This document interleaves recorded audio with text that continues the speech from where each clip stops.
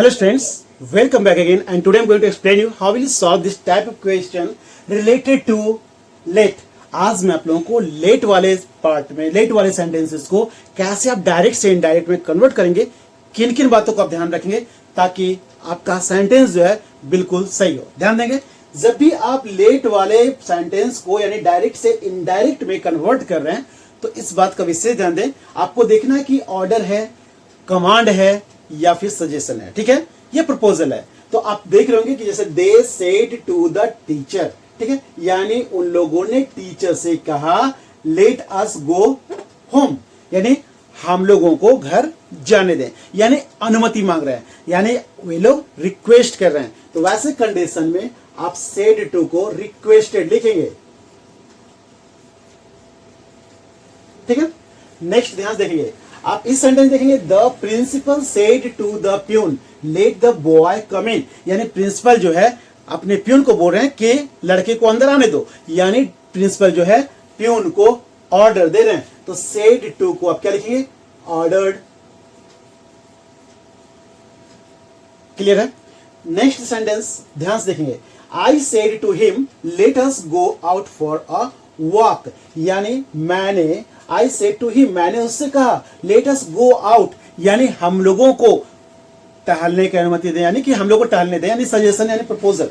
I said to him, मैंने उनसे कहा, ठीक है, let us go out for a walk, यानी चलो चले टहलने के लिए, यानी यहां ऑर्डर और कमांड या रिक्वेस्ट नहीं है। यहां ध्यान देंगे एक सजेशन या प्रपोजल है, यानी आपस में लोग बोल रहे हैं चलो कहीं घूमने चलते हैं। तो वैसे कंडीशन में आप यहां पर सेड को प्रपोज्ड लिख सकते हैं। ठीक है, समझ में आ गया। फर्स्ट में आपको लगा कि रिक्वेस्ट किया जा रहा है, सेकेंड में लगा कि आपको ऑर्डर दिया जा रहा है, और थर्ड में ऐसा लगा कि जैसे आपस में वे लोग एक सजेशन ले रहे हैं, सजेस्ट कर रहे हैं कि चलो चलते हैं कहीं घूमने के लिए, टहलने के लिए। तो वैसी कंडीशन में जैसा कि मैंने बताया था, आपका जो सब्जेक्ट है बिल्कुल अपने प्लेस पर रहेगा, दे। ठीक है, दे रिक्वेस्टेड द टीचर। ठीक है, और जैसा कि आप देख रहे हैं कि टीचर से रिक्वेस्ट कर रहे हैं कि हम लोगों को अनुमति दी जाए, है ना, ताकि हम लोग घर जाएं। तो यहां पर लेट के लिए आप क्या यूज करेंगे, टू अलाउ, याद रखेंगे टू अलाउ। तो आप लिखेंगे to allow.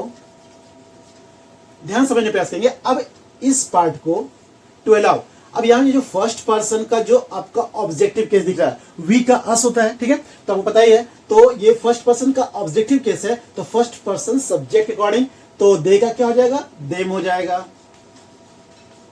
They requested the teacher to allow them. ठीक है, अब क्या करेंगे, इस वर्ब को यूज करने के पहले आप टू यूज करेंगे। ठीक है, जब भी आप इस तरह के लेट वाले सेंटेंस को कन्वर्ट कर रहे हैं तो लिखेंगे टू गो होम। ठीक है, they requested the teacher to allow them to go home. Clear है। टू के लिए लेट के लिए आपने क्या यूज किया, टू अलाउ, और अस के लिए क्या यूज किया आपने, देम, क्योंकि ये अस जो है फर्स्ट पर्सन का ऑब्जेक्टिव केस में है ना, सॉरी हाँ फर्स्ट पर्सन का ऑब्जेक्टिव केस है, इसलिए आप लोगों ने फर्स्ट पर्सन सब्जेक्ट के अकॉर्डिंग चेंज होता है, तो आपने यहां पर देम लिखा। क्लियर है। नेक्स्ट सेंटेंस ध्यान देखिए, द प्रिंसिपल सेड, तो लिखेंगे द प्रिंसिपल सेड टू को ऑर्डर्ड में लिखा गया। ठीक है, the peon, the peon. Clear. Let को फिर चुके ध्यान देंगे, यहां पर बोला गया है कि बच्चे को आने की अनुमति दे, यानी उसे अंदर आने दे। तो ऑर्डर दिया गया था प्यून को कि उसको अलाउ करने के लिए, तो लेट को लिखेंगे to allow, to allow the boy, the boy, और जैसा कि मैंने कहा वर्ब के पहले आप टू लिखेंगे, टू कम इन। क्लियर है।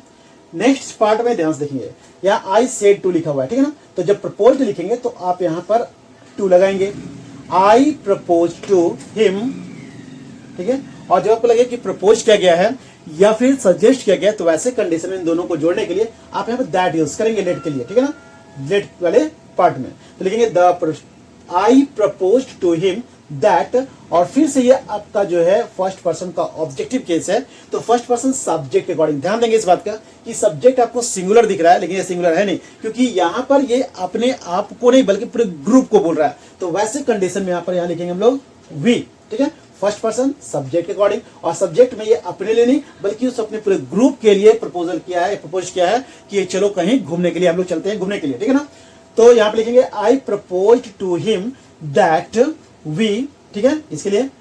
और याद रखेंगे जब भी प्रपोज लिखेंगे या सजेस्ट लिखेंगे तो उसमें शुड वर्ड यूज करेंगे कि यहाँ पर घूमने चलना चाहिए, क्योंकि अपने आप को वे लोग सजेस्ट कर रहे हैं। तो लिखेंगे वी शुड गो आउट, ध्यान देंगे आप वर्ब के पहले शुड यूज किया गया, go out for a walk. I propose to him that, ठीक है, इन दोनों को जोड़ने के लिए दैट इज किया गया, दैट फर्स्ट पर्सन सब्जेक्ट के अकॉर्डिंग वी, ठीक है। और शुड हमने कहा था कि जब भी आपको ऐसा लगे कि सजेस्ट या प्रपोज का यूज किया गया है तो वैसे कंडीशन में शुड लिखेंगे और गो आउट फॉर अ वॉक। तो उम्मीद करता हूं कि आप इस तरह के वीडियोस यदि आप कंटिन्यू आप देख रहे हैं, प्रैक्टिस में हैं, तो आप बेहतर करेंगे। तो फिर भी यदि कहीं कंफ्यूजन हो तो अपने प्रॉब्लम को कमेंट बॉक्स में अवश्य शेयर करें ताकि मैं आपके प्रॉब्लम को दूर कर सकूं। और साथ ही साथ इस बात का विशेष ध्यान दें कि बेल आइकन पर जरूर क्लिक कर दें ताकि आपके पास सबसे पहले नोटिफिकेशन पहुंचे और आप अपडेट रहें। ओके स्टूडेंट्स, फिर भी कंफ्यूजन हो तो कमेंट बॉक्स में अपने प्रॉब्लम अवश्य शेयर करें। Thank you.